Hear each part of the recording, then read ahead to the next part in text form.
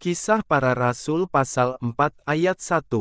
Ketika Petrus dan Yohanes sedang berbicara kepada orang banyak, mereka tiba-tiba didatangi imam-imam dan kepala pengawal bait Allah serta orang-orang Saduki. Kisah Para Rasul pasal 4 ayat 2. Orang-orang itu sangat marah karena mereka mengajar orang banyak dan memberitakan bahwa dalam Yesus ada kebangkitan dari antara orang mati. Kisah Para Rasul pasal 4 ayat 3. Mereka ditangkap dan diserahkan ke dalam tahanan sampai keesokan harinya, karena hari telah malam. Kisah Para Rasul pasal 4 ayat 4. Tetapi di antara orang yang mendengar ajaran itu banyak yang menjadi percaya, sehingga jumlah mereka menjadi kira-kira 5.000 orang laki-laki. Kisah Para Rasul pasal 4 ayat 5. Pada keesokan harinya pemimpin-pemimpin Yahudi serta tua-tua dan ahli-ahli Taurat mengadakan sidang di Yerusalem. Kisah Para Rasul pasal 4 ayat 6, dengan imam besar Hanas dan Kayafas, Yohanes dan Alexander dan semua orang lain yang termasuk keturunan imam besar. Kisah Para Rasul pasal 4 ayat 7. Lalu Petrus dan Yohanes dihadapkan kepada sidang itu dan mulai diperiksa dengan pertanyaan ini, dengan kuasa manakah atau dalam nama siapakah kamu bertindak demikian itu? Kisah Para Rasul pasal 4 ayat 8. Maka jawab Petrus, penuh dengan Roh Kudus, hai pemimpin-pemimpin umat dan tua-tua. Kisah Para Rasul pasal 4 ayat 9. Jika kami sekarang harus diperiksa karena suatu kebajikan kepada seorang sakit dan harus menerangkan dengan kuasa manakah orang itu disembuhkan. Kisah Para Rasul pasal 4 ayat 10, maka ketahuilah oleh kamu sekalian dan oleh seluruh umat Israel, bahwa dalam nama Yesus Kristus, orang Nazaret, yang telah kamu salibkan, tetapi yang telah dibangkitkan Allah dari antara orang mati, bahwa oleh karena Yesus itulah orang ini berdiri dengan sehat sekarang di depan kamu. Kisah Para Rasul pasal 4 ayat 11. Yesus adalah batu yang dibuang oleh tukang-tukang bangunan, yaitu kamu sendiri, namun ia telah menjadi batu penjuru. Kisah Para Rasul pasal 4 ayat 12.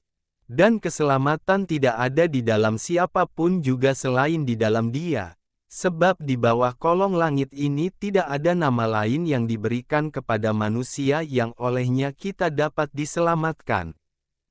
Kisah Para Rasul pasal 4 ayat 13. Ketika sidang itu melihat keberanian Petrus dan Yohanes dan mengetahui bahwa keduanya orang biasa yang tidak terpelajar, heranlah mereka, dan mereka mengenal keduanya sebagai pengikut Yesus. Kisah Para Rasul pasal 4 ayat 14. Tetapi karena mereka melihat orang yang disembuhkan itu berdiri di samping kedua rasul itu, mereka tidak dapat mengatakan apa-apa untuk membantahnya. Kisah Para Rasul pasal 4 ayat 15. Dan setelah mereka menyuruh rasul-rasul itu meninggalkan ruang sidang, berundinglah mereka. Kisah Para Rasul pasal 4 ayat 16, dan berkata, tindakan apakah yang harus kita ambil terhadap orang-orang ini?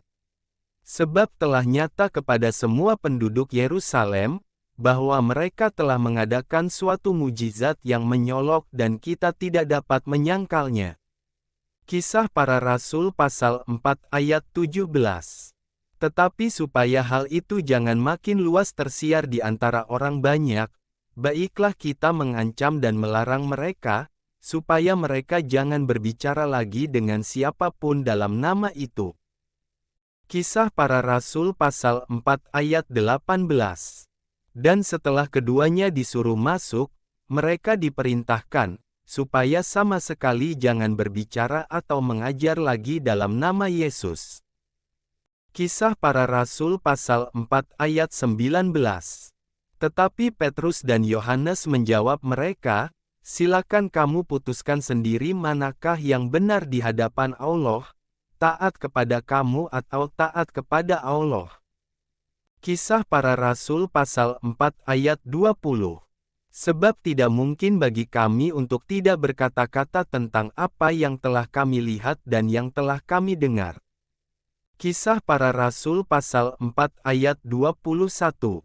Mereka semakin keras mengancam rasul-rasul itu, tetapi akhirnya melepaskan mereka juga, sebab sidang tidak melihat jalan untuk menghukum mereka karena takut akan orang banyak yang memuliakan nama Allah berhubung dengan apa yang telah terjadi.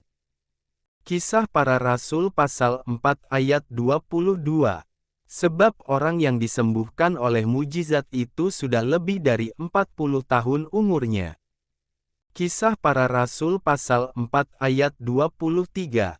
Sesudah dilepaskan pergilah Petrus dan Yohanes kepada teman-teman mereka, lalu mereka menceritakan segala sesuatu yang dikatakan imam-imam kepala dan tua-tua kepada mereka. Kisah Para Rasul pasal 4 ayat 24.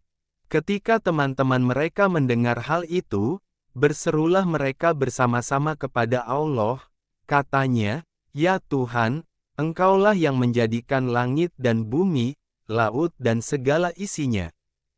Kisah Para Rasul pasal 4 ayat 25.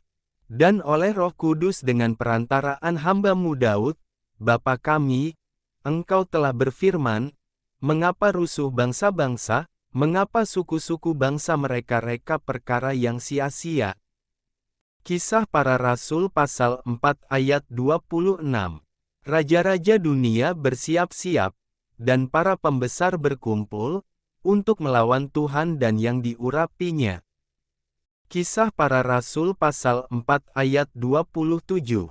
Sebab sesungguhnya telah berkumpul di dalam kota ini Herodes dan Pontius Pilatus beserta bangsa-bangsa dan suku-suku bangsa Israel melawan Yesus, hamba-Mu yang kudus, yang Engkau urapi. Kisah Para Rasul pasal 4 ayat 28. Untuk melaksanakan segala sesuatu yang telah Engkau tentukan dari semula oleh kuasa dan kehendak-Mu. Kisah Para Rasul pasal 4 ayat 29. Dan sekarang, ya Tuhan, lihatlah bagaimana mereka mengancam kami dan berikanlah kepada hamba-hamba-Mu keberanian untuk memberitakan firman-Mu. Kisah Para Rasul pasal 4 ayat 30. Ulurkanlah tangan-Mu untuk menyembuhkan orang, dan adakanlah tanda-tanda dan mujizat-mujizat oleh nama Yesus, hamba-Mu yang kudus. Kisah Para Rasul pasal 4 ayat 31.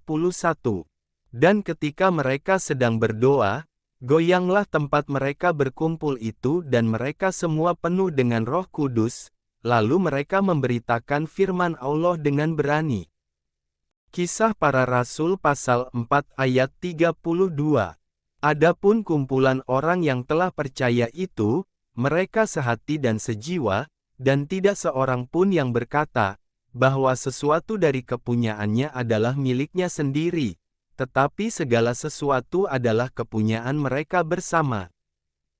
Kisah Para Rasul pasal 4 ayat 33. Dan dengan kuasa yang besar rasul-rasul memberi kesaksian tentang kebangkitan Tuhan Yesus dan mereka semua hidup dalam kasih karunia yang melimpah-limpah. Kisah Para Rasul pasal 4 ayat 34. Sebab tidak ada seorang pun yang berkekurangan di antara mereka, karena semua orang yang mempunyai tanah atau rumah, menjual kepunyaannya itu, dan hasil penjualan itu mereka bawa. Kisah Para Rasul pasal 4 ayat 35, dan mereka letakkan di depan kaki rasul-rasul, lalu dibagi-bagikan kepada setiap orang sesuai dengan keperluannya. Kisah Para Rasul pasal 4 ayat 36. Demikian pula dengan Yusuf, yang oleh rasul-rasul disebut Barnabas, artinya anak penghiburan, seorang Lewi dari Siprus. Kisah Para Rasul pasal 4 ayat 37. Ia menjual ladang, miliknya, lalu membawa uangnya itu dan meletakkannya di depan kaki rasul-rasul.